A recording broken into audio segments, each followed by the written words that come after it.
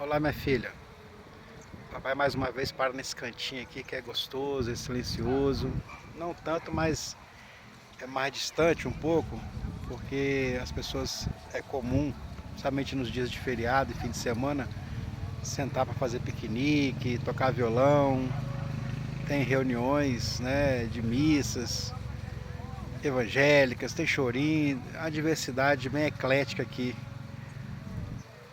Seria mais legal também se tivesse até algumas reuniões de culturas africanas, né, de religiões africanas.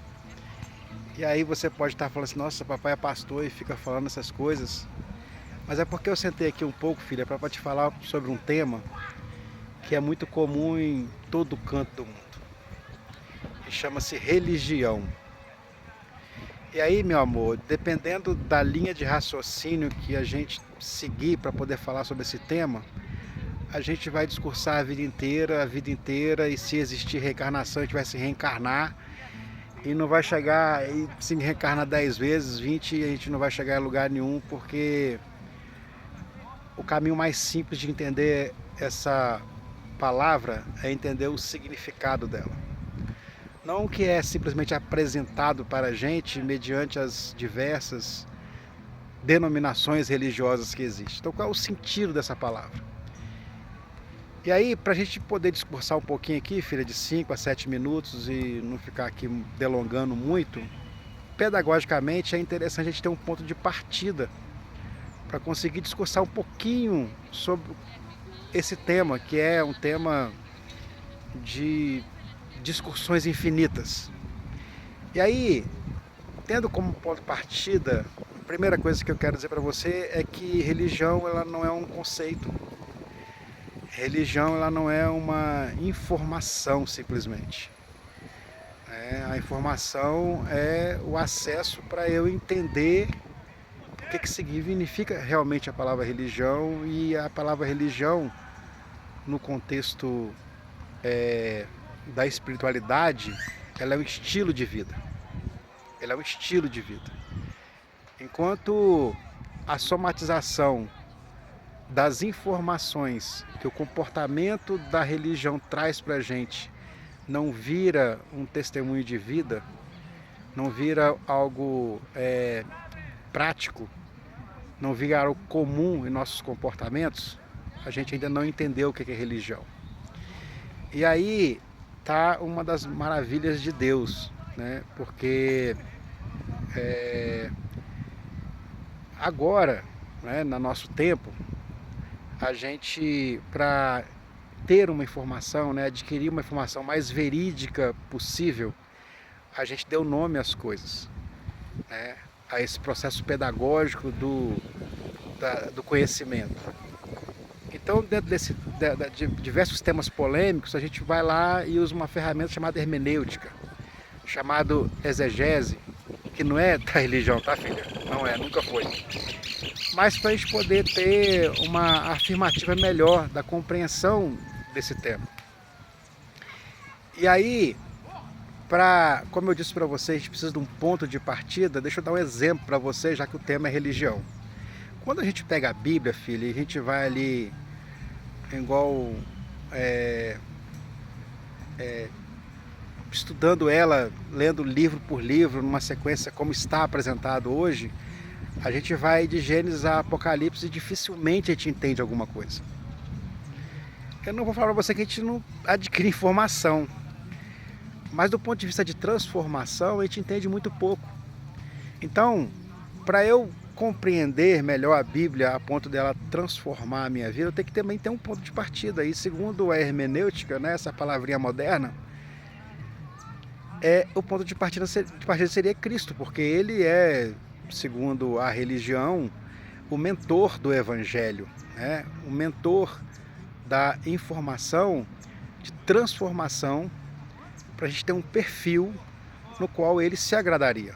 Então é como eu tivesse que começar a Bíblia não por Gênesis, mas sim pelos Evangelhos, né? Entender primeiro a história de Cristo. E parafraseando, né, com o tema que eu quero discursar com você aqui, que é religião, a primeira coisa que a gente tem que tentar assimilar, né, na nossa mente, meu bem, é que se a religião é algo que existe para ocorrer transformação, qual é o papel principal, então, pedagogicamente falando, das ditas religiões, né, que a gente pode chamar de denominações? Qual seria o foco principal de cada uma? E aí, de cara, a gente vê assim uma maravilha de Deus, que independente da religião que você tiver, filha, e você frequentar, vai ter algo que é comum a todos, que é o bem. Ninguém vai para uma determinada religião, filha, aprender a fazer o mal, ou seja, viver com a ausência do bem no seu ser, né? E essa é uma mágica extraordinária, porque primeiro que o bem não é patente de religião, né? A religião não tem a patente do bem, né? O bem é superior à religião, né? Então, de cara, a gente vê isso. Se você vai para a católica, maranata, se você vai para um kardecismo, se você vai para uma umbanda, se você vai para um candomblé, você não vai aprender a viver sem a ausência do bem, do bem, filha. Ou seja, viver o mal. Você vai aprender a ser uma pessoa honesta, ser uma pessoa correta, um ser humano melhor, né? Um melhor filho, uma melhor mãe, uma melhor profissional, sabe? Uma pessoa melhor para você mesmo, né? Por quê? Porque isso é comum em todas, né? As diferenças do ponto de vista eclesiásticos, né? De que tipo, se a gente pode falar assim, das religiões, tem a ver com a parte mística da religião e nunca com a parte moral da religião. Esse é o primeiro ponto assim, importantíssimo para a gente entender, para começar a discutir religião, né? Ou seja, as diferenças, elas sempre se darão do ponto de vista da filosofia mística da religião. Essas são as diferenças. Do ponto de vista da praticidade moral, da transformação moral do ser humano, Deus é tão extraordinário que todas têm que ensinar a mesma coisa. E isso é impressionante. E nos leva a entender, filha, uma coisa muito clara no Evangelho de Cristo, porque se o fluxo pedagógico é a religião apresentar para a gente, né? Ou seja, trazer informações do que é o Evangelho de Cristo, né? Que é a hermenêutica da palavra, né? Cristo é a hermenêutica, Cristo é a exegese da palavra. De cara a gente percebe o seguinte, que o Evangelho se divide em dois temas. Um tema que é moral, que é comportamental, e um tema que é místico. E aí, como exemplo disso, eu posso exemplificar da seguinte forma. Do ponto de vista da moral, filha, do Evangelho, que a religião deveria dar Ctrl+C, Ctrl+V e ensinar, qualquer ser humano, independente de sua religião, da sua fé e da sua não fé, consegue cumprir a parte moral do Evangelho de Cristo. Eu tenho diversos amigos que são ateus, filha, que do ponto de vista da moral do Evangelho, e eu não estou falando de cristianismo, eu estou falando de Evangelho, né, de Cristo, eles têm transformações e evoluções como ser humano muito maiores talvez do que muitos que a gente vê dentro de determinadas seguidores de religiões, que fica ali gastando seu tempo culpando Deus ou o diabo porque não é um ser humano melhor e porque não entendeu ainda que o princípio é escolha, né? Que o princípio é escolha. E como eu disse para você, agora vem as nossas grandes confusões do ponto de vista da religião, que são a questão mística da fé. Ou seja, qual é a parte mística do Evangelho de Cristo? A parte mística do Evangelho de Cristo é a fé, é a salvação, é tudo aquilo do ponto de vista da espiritualidade que se apresenta dentro das religiões. E aí cada um com seus layouts, com seus formatos, vamos dizer assim. E infelizmente essa confusão que é fácil se gerar do ponto de vista da espiritualidade, né? Do que é místico no Evangelho e que a religião deveria ensinar. E aí é que aparecem nossos devaneios infinitos. Parece que a gente fuma maconha estragada, filha, porque é devaneio em cima de devaneio, né? E aí a gente, de forma bem dogmática, e nós gestores, né, seu pai é pastor, a gente é muito infeliz, porque a nossa dogmatização da espiritualidade é uma desgraça na vida e na mente do ser humano. É uma coisa do inferno. Porque a experiência ela é pessoal, filha. Ela sempre vai ser pessoal, ela vai ser sua, ela não é dogmática. E ela serve para mim e para você, para eu ser um ser humano melhor.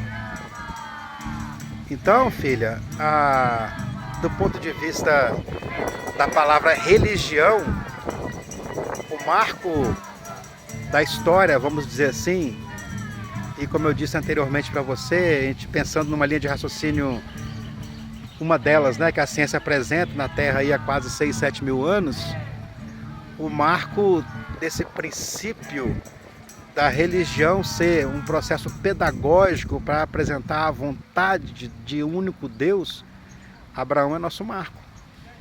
Porque se a existência teria, segundo uma vertente da ciência, da humanidade eu estou falando, tá, filha?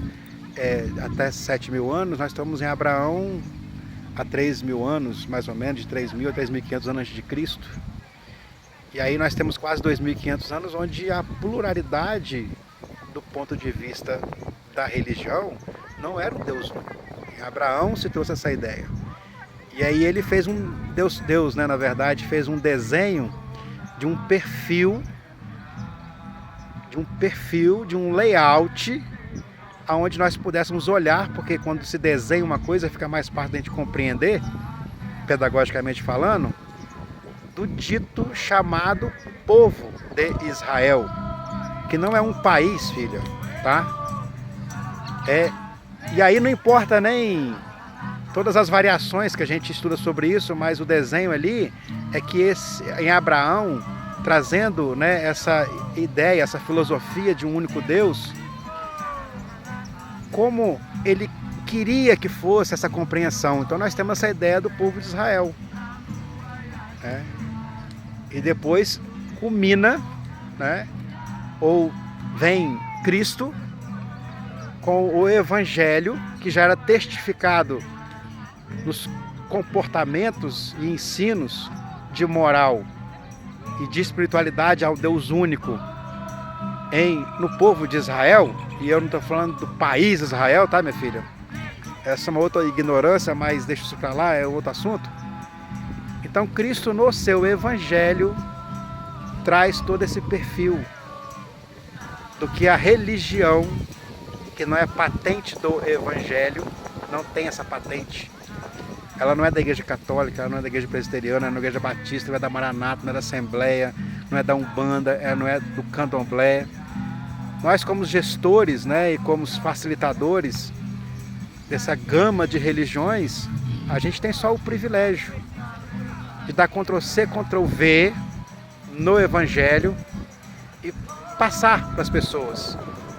Ou seja, criar um processo pedagógico para que a pessoa seja transformada do ponto de vista da moral e do ponto de vista da consciência da espiritualidade em Deus. Um beijo no seu coração, filha, e depois a gente volta a falar sobre isso, porque isso é divertido e isso não tem fim. E o que importa, filha, é a experiência que você tiver com Deus. No final, tudo se resume a nisso. Então, mais importante do que um pastor como eu, ou um padre, ou qualquer outro líder falar para vocês, é a experiência que você tenha com Deus. Isso sempre vai ser mais importante. Um beijo no seu coração.